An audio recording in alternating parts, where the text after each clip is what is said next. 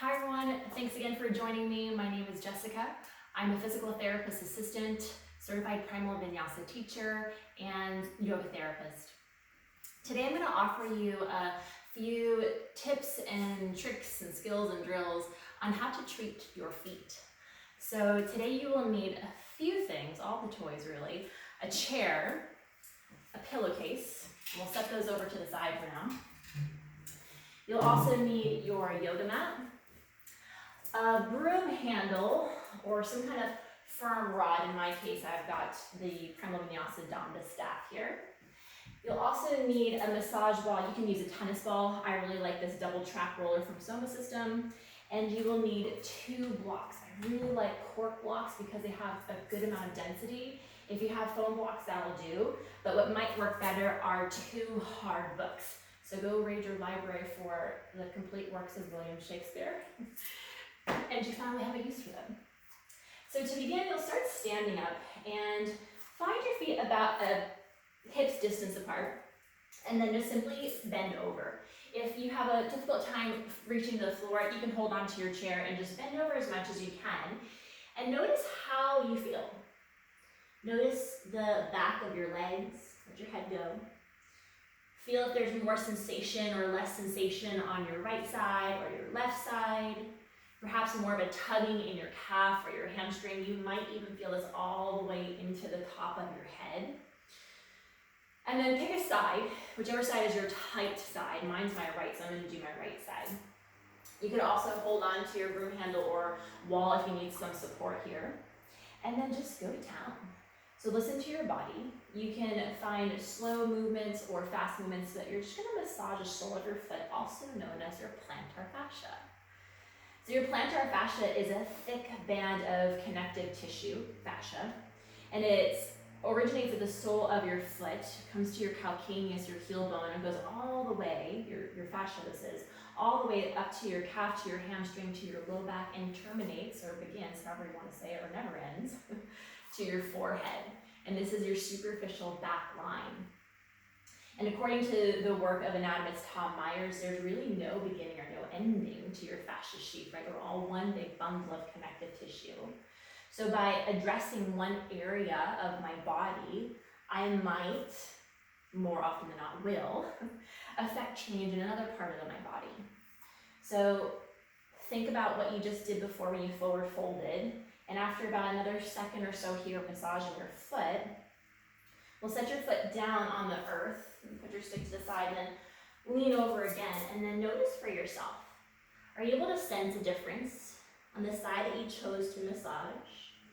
Can you sense that your fascia is that one continuous seam of fluid material that enables you to be long, to be strong, and to be agile? So I definitely felt a big difference on my right side after doing that.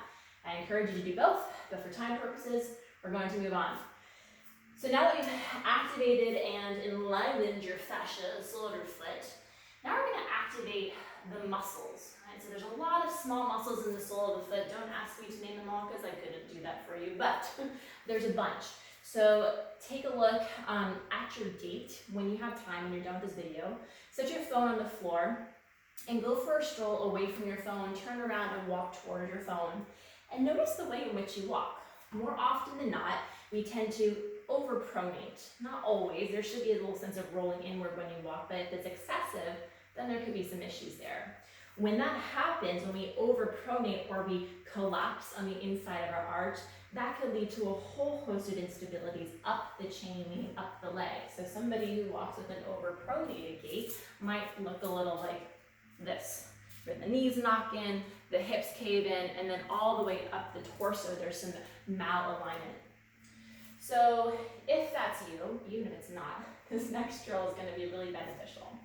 So what you'll do is you'll stand on your blocks or your hard books with the ball of your foot on one block and the heel of your foot on another. The wider the gap, the more challenging it is. So if you stand on here and you're really wobbling, just scoot the block in a little bit so there's not as big of a gap. Bring your staff, your broom handle or object in front of you. Hold on with the opposite hand. So I'm standing on my right foot, I'm going to hold this in my left arm. And then pay attention for yourself as you're standing. I'm gonna turn and face you. What might tend to happen, again, if your arches of your foot collapse, this might happen, okay? So try your best to stand level with your hips. If you're not sure, place your hand on your opposite hip bone and hike your hip up. Feel more activation in your standing leg.